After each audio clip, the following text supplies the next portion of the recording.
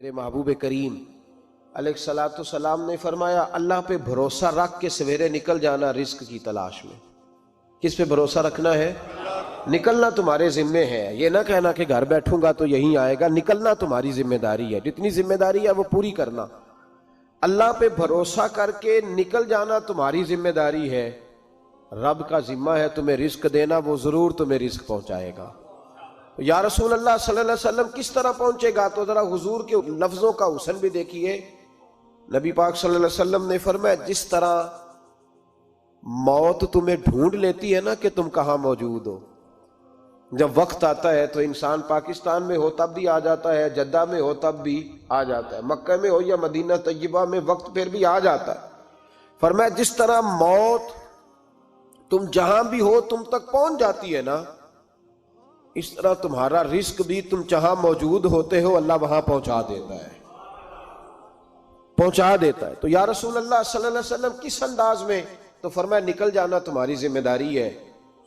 فرمایا سویرے پرندے بھی نکل جاتے ہیں اور شام کو جب لوٹتے ہیں تو اللہ انہیں پیٹ بھر کے روزی عطا فرماتا ہے، حالانکہ ان کو نہیں پتا ہوتا ہمارا کارخانہ کہاں ہے، ہم نے کہاں جا کے مزدوری کرنی ہے، ان کو نہیں پتا ہوتا کہ ہمارا دفتر کہاں ہے، ہم نے کس آفس میں بیٹھنا ہے، ان کو نہیں پتا ہوتا کہ ہم نے کہاں جا کے مال خریدنا ہے اور کہاں سے ہم نے پھر اس کو دوبارہ بیچنا ہے، انہیں خبر نہیں ہوتی۔ اللہ پہ بھروسہ کر کے نکل جاتے ہیں۔ نکلنا تو تیرے ذمے ہے کہ نہیں؟ فرمایا وہ تو ڈیوٹی کر، شام کو اللہ جو رب پرندوں کو روزی دیتا ہے وہ تجھے بھی عطا فرمائے گا۔ ایک بات اپنے ذہن میں یاد رکھ لیں، رٹ لیں کہ جو میرے لیے بہتر تھا میرے رب نے مجھے دے دیا ہے، تو بات ختم ہو گئی۔ بس وصل اچھا ہے نہ فراق اچھا ہے، یار جس حال میں رکھے وہی حال اچھا ہے۔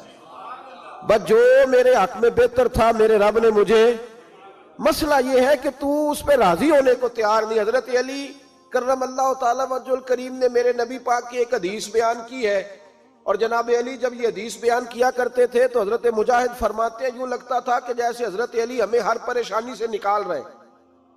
مولا علی شیر خدا رضی اللہ تعالیٰ عنہ فرماتے ہیں کہ مجھے میرے نبی پاک صلی اللہ علیہ وسلم نے ایک طریقہ دیا تھا ٹینشن فری ہونے کا۔ آپ فرماتے ہیں مجھے تو بڑا راس آیا ہے، تم بھی اگر کر لو گے تو تمہیں بھی فائدہ دے گا۔ کہا وہ کیا؟ حضرت علی کہنے لگے محبوب علیہ السلام نے فرمایا تھا لوگو تم اللہ کے دیے ہوئے تھوڑے رزق پہ راضی ہو جاؤ، وہ تمہاری تھوڑی عبادت سے تم سے راضی ہو جایا کرے گا۔ بس تم 2 نفل بھی پڑھو گے تو اللہ راضی ہو جائے گا، تم 1 رکوع بھی سویرے اٹھ کے پڑھو گے تو وہ راضی ہو جائے گا، وہ تمہارے 313 درود شریف سے راضی ہو جائے گا، تم اس کے دیے ہوئے تھوڑے رزق سے راضی ہو جاؤ۔ ٹینشن اس لیے ہوتی ہے کہ ہم راضی نہیں جو اس نے ہمیں دیا ہے۔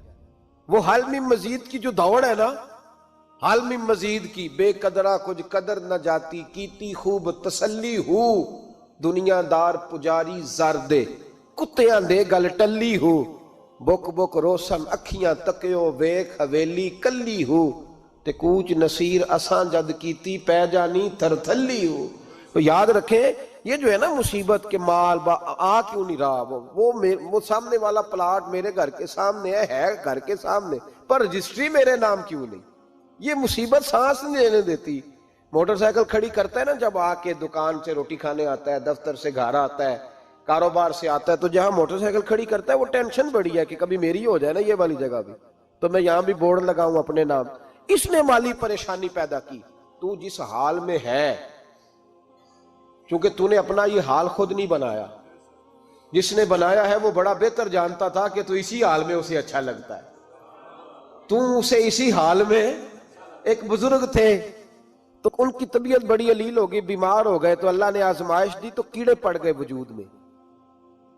ایک کیڑا یہاں سے کھا رہا تھا، اللہ والے بڑے راضی رہتے ہیں اس کی رضا پہ، تو کیڑا یہاں کھا رہا تھا تو نیچے گر گیا، تو بابا جی نے اٹھا کے پھر وہاں رکھ لیا، کہنے لگے جب اس نے تیری ڈیوٹی مجھے کھانے کی لگائی ہے تو میں اس بات پہ راضی ہوں تو نیچے کیوں گرتا ہے؟ بس ٹھیک ہے کھا، جب اس نے تجھے ڈیوٹی جو تیری لگائی ہے۔ سالبہ بن عبد الرحمن ایک صحابی تھے، سالبہ غالباً، نبی پاک صلی اللہ علیہ وسلم کی خدمت میں آئے، کہنے لگے یا رسول اللہ صلی اللہ علیہ وسلم غربت بڑی ہے، میرے لیے دعا کریں اللہ زیادہ مال دے۔ تو محبوب صلی اللہ علیہ وسلم نے فرمایا تو جس حال میں اچھا ہے وہ تیرے لیے بہتر ہے، جس میں تو ہے وہی حال تیرے لیے، فرمایا تو جس حال میں ہے نا وہ حال تیرے لیے بہتر ہے، اسی میں رہ۔ کہ نہیں حضور دعا کرے، فرمایا سال بعد تو باز آ جا، حضور دعا کرے، فرمایا تو باز آ جا، 2-3 دفعہ کہا، ضد کی، محبوب نے فرمایا جا پھر اللہ تجھے زیادہ پیسے دے گا۔ چند بکریاں خریدی، اتنی برکت ہوئی کہ بکریوں کے ریوڑ بن گئے، پھر کچھ بکریاں بیچ کے گائے خرید لی، ان کے بھی ریوڑ ہو گئے، پھر کچھ اونٹ اونٹنیاں لے لی، ریوڑ ہی ریوڑ۔ پہلے 5 وقت مسجد میں آتے تھے، اب فجر اور عشاء رہ گئی۔ پھر مال زیادہ ہوا تو مدینے شہر میں کوئی جگہ ہی نہیں، مدینے سے باہر حویلی خریدی، پھر جمعہ ہی رہ گیا، جمعے کے جمعے آتے۔ زکوٰۃ کا حکم آیا، میرے نبی کریم علیہ السلام نے حضرت ابو ہریرہ کو بھیجا، فرمایا جا اسے کہہ تیری زکوٰۃ بنتی ہے 2.5%۔ سالبہ کے پاس حضور نے پیغام بھیجا، پہلے تو کہا تیرے لیے بہتر نہیں مال، جب اصرار کیا تو اب بڑی برکت ہو گئی، بڑا آیا تو فرمایا زکوٰۃ دے، 2.5% زکوٰۃ ہے۔ اب جب سوچا کہ 5 اونٹوں پہ ایک بکری جائے گی اور بڑا سارا مجھے دینا پڑے گا، اب جب غور کیا تو یہ تو نہ کہا کہ میں نہیں دیتا۔ حضرت ابو ہریرہ سے کہنے لگے نبی کریم علیہ السلام کی خدمت میں عرض کرنا کہ میں خود آؤں گا۔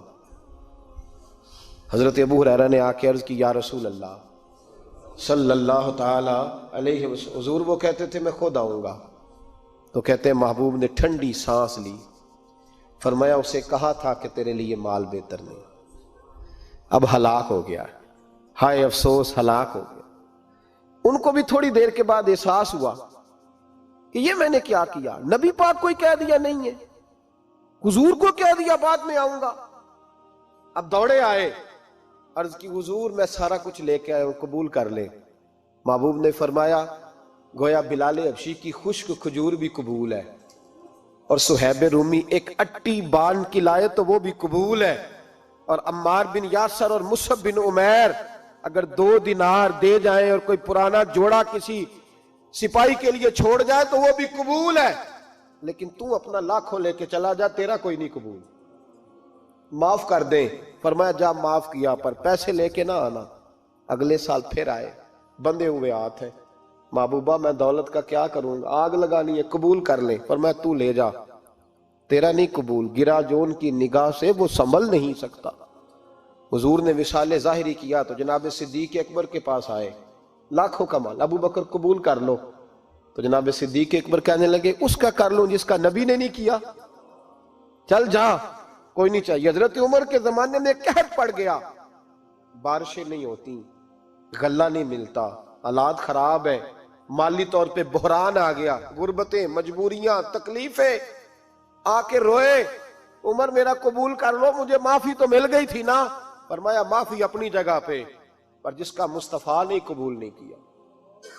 بہت سارے لوگوں کو پتہ ہی نہیں کہ ان کا قبول ہی نہیں ہوا، اور وہ الجھے ہوئے، انہیں خبر ہی نہیں کہ اصل بات کیا ہے۔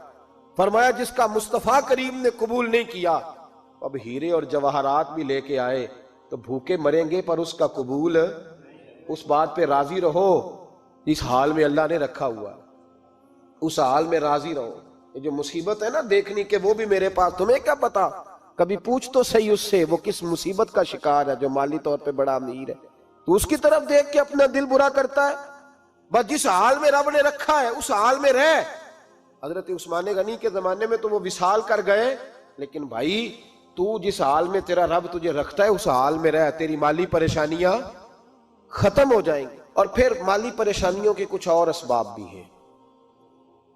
امام شافعی فرماتے ہیں جن گھروں میں لوگ فجر کی نماز کے وقت سوئے ہوتے ہیں ان گھروں میں رزق نہیں آتا۔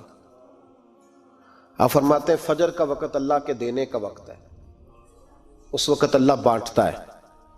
حضور صلی اللہ علیہ وسلم کا فرمان ہے نا حدیث میں کہ تہجد کے وقت اللہ پہلے آسمان پہ نزول اجلال فرماتا ہے جو اس کی شان کے لائق ہے تہجد کے وقت، اور وہ کہتا ہے مانگو میں تمہیں عطا کروں گا۔ لینے کی باری آئے تو بندہ سمیٹ سماٹ کے اندر گھس جائے۔ ہمارے ہاں یہ ہوتا ہے کہ عشاء کے بعد بچے بیٹھتے ہیں موبائل لے کے، تہجد کا وقت آتا ہے تو ان کی آنکھیں بند ہونی شروع ہوتی، تو لینے کے وقت تو سویا تھا، تیرا مسئلہ کیسے حل ہوگا؟ بھائی جب کوئی آدمی خیرات بانٹ رہا ہو تو جو پیالہ پیچھے کر لے اسے ملے گا؟ کہتے اس وقت آنا جب میں بانٹ رہا تھا، اب تو کدھر آ گیا ہے؟ مثال دے رہا ہوں. تو فجر کا وقت مانگنے کا ہے، تو ساری رات تو گزر گئی گیمیں کھیلتے، ٹی وی دیکھتے، اور جو لینے کا وقت تھا تو سو گیا، تو کیسے آئے گا تیرے پاس؟ تو اٹھے سویرے، بندوں سے مانگ کے دیکھ لیا، بڑی عزتیں خراب ہوئی. فجر کا وقت اٹھ کے جھولی پھیلائیں. میرے رسول پاک علیہ السلام فرماتے ہیں، رب فرماتے ہیں جب بندے میرے آگے جھولی پھیلاتے ہیں مجھے شرم آتی ہے، کیسے خالی واپس کر دوں. تو اس کے سامنے جھولی پھیلائیں سویرے اٹھ کے، رزق میں برکت ہوگی. اور پھر ایک اور بات، پانچویں بات، رزق میں تنگی اس وقت ہوتی ہے جب ہم مال غلط جگہ پہ خرچ کرتے ہیں. اللہ مال دیتا ہے اپنے فضل سے، اور جب ہم اسے ضائع کریں.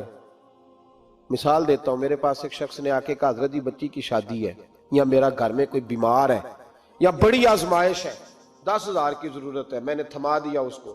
پھر مجھے بعد میں پتا چلا کہ اوہو وہ تو عیاشی کر رہا ہے پیسوں سے، وہ تو چلا گیا کہیں گھومنے اور فلاں ہوٹل میں، مہنگے ہوٹل میں بیٹھ کے کھانا کھا لیا. تو میرے دل پہ کیا گزرے گی اس شخص کے بارے میں؟ بلا مثال و بلا تشبیہ سمجھانے کے لیے اللہ نے مال دیا فضل سے، اور اگر عیاشیوں میں لگا دیا. صوفیاء فرماتے ہیں کہ اگر ایک دھیلا تو حرام جگہ پہ خرچ کرے نا، ایک دھیلا، تو 1,00,000 دینار کی برکت تیرے گھر سے اٹھ جاتی ہے. ایک دھیلا حرام جگہ پہ. یہ جو گویوں پہ پیسے پھینکتے ہو حلال ہے؟ چلیں بینڈ باجا تو شادی پہ آپ نے اپنی مرضی سے بند کرنا ہے یا بجانا ہے، لیکن گویوں پہ جو پیسے پھینکتے ہو جائز ہے؟ بولے. تو وہ پھر کہتے روتے ہیں بعد میں لوگ کہ پتہ نہیں کیا ہوا، شادی کے بعد پیچھے پیچھے آئے. تو میں نے کہا شادی کے بعد اس لیے پیچھے پیچھے ہاتھ ہو گیا کہ شرابیں بڑی پی گئی، شادی پہ تباہی بڑی اتری، تو پھر اللہ کی رحمت ناراض ہو گئی. اور اس پر میں قرآن مجید کی آیت پڑھتا ہوں، رب فرماتا ہے وَمَنْ أَعْرَضَ عَنْ ذِكْرِي فَإِنَّ لَهُ مَعِيشَةً ضَنْكًا. بڑی سخت آیت. وَمَنْ أَعْرَضَ عَنْ ذِكْرِي، فرمایا جب تم میرے تذکرے سے، میرے ذکر سے منہ پھیر لیتا ہے، فَإِنَّ لَهُ مَعِيشَةً ضَنْكًا، تو میں تیری معیشت کو، تیرے رزق کو تنگ کر دیتا ہوں. کہ تیری زندگانی تنگ ہوتی، اور جس کی زندگی اللہ تنگ کرے اس کی کوئی کھول سکتا ہے؟ کہتے ہیں بڑی جگہوں پہ گیا ہوں، بڑی پھوکے مروائی، بڑے دم کرائے، حالات صحیح نہیں ہوتے، تو مسجد آ کے توبہ کر. وہ کہہ رہا فَإِنَّ لَهُ مَعِيشَةً ضَنْكًا. اعلان ہے قرآن پاک کا کہ جب تو میرے ذکر سے منہ پھیرے گا، روٹی میری کھائے اور پیسے لے کے عیاشی کرے، مسجد آئی نہ. حکم تو یہ ہے کہ جتنی جتنی نعمت بڑھتی جائے سجدے بڑھنے چاہیے، لیکن ہم لوگ سجدے کم کرتے جاتے ہیں، فرض نماز بھی نہیں پڑھتے، پھر رزق تنگ ہوتا ہے، پھر اللہ کے عدل کا نظام چلتا ہے، پھر خرابی ہوتی. اس لیے یاد رکھیں قرآن مجید نے حکم دے دیا کہ اگر چاہتے ہو کہ رزق میں برکت ہو تو پھر رزق دینے والے کے آگے جھک جاؤ، پھر رزق دینے والے کے آگے جھکو. تو مالی پریشانی کا بہت بڑا سبب یہ ہے کہ ہم مسجد کی طرف نہیں آتے، دین کی طرف نہیں آتے، پیسہ ناجائز جگہ پہ خرچ ہوتا ہے. غوث اعظم رضی اللہ تعالیٰ عنہ کی خدمت میں ایک شخص آیا، اس نے کہا حضور بڑی تجارت کرتا ہوں، کام نہیں چلتا. فرمانے لگے اب تو اللہ سے تجارت شروع کر دے. کیا مطلب؟ فرمانے لگے 10 کمائے تو ایک اللہ کے رستے میں دے، رب کریم اس کے بدلے میں تجھے 70 عطا فرمائے گا. اس نے کہا حضور اس طرح کروں؟ فرمایا تو یہ کر کے دیکھ، عبد القادر جیلانی وعدہ کرتا ہے اللہ تیری مدد کرے گا. غلام کہتے ہیں وہ 6 مہینے کے بعد آیا. پہلے جب آیا تھا تو پیدل آیا تھا، 6 ماہ کے بعد آیا تو 6 اونٹ تھے اس کے پاس، اور آ کے حاضر ہوا تو کہنے لگا حضور زندگی پتہ نہیں کہاں گزار دی، کاروبار کا تو مزہ ہی اب آیا ہے، اب مزہ آیا ہے کاروبار کرنے کا، اب مزہ آیا ہے. کہا 10 میں سے 1 دیتا ہوں، پتہ نہیں کتنا مہربان ہے. اور یہ آیت ہے وَيَرْزُقْهُ مِنْ حَيْثُ لَا يَحْتَسِبُ، تجھے وہاں سے دے گا کہ تیرا کبھی گمان بھی نہیں گیا ہوگا. روحانی معاملات کو بھی ضرور شامل حال رکھیں، اور مال مانگے اس سے جو بے حساب دیتا ہے، دنیا داروں سے نہیں مانگے، اس سے مانگیں جو دیتا ہے تو پھر بے حساب ہی دیتا ہے. دعا کرتا ہوں اللہ ہر گھر میں برکت پیدا کر دے، ہر گھر میں فضل کر دے. آخر دعوانا ان الحمدللہ.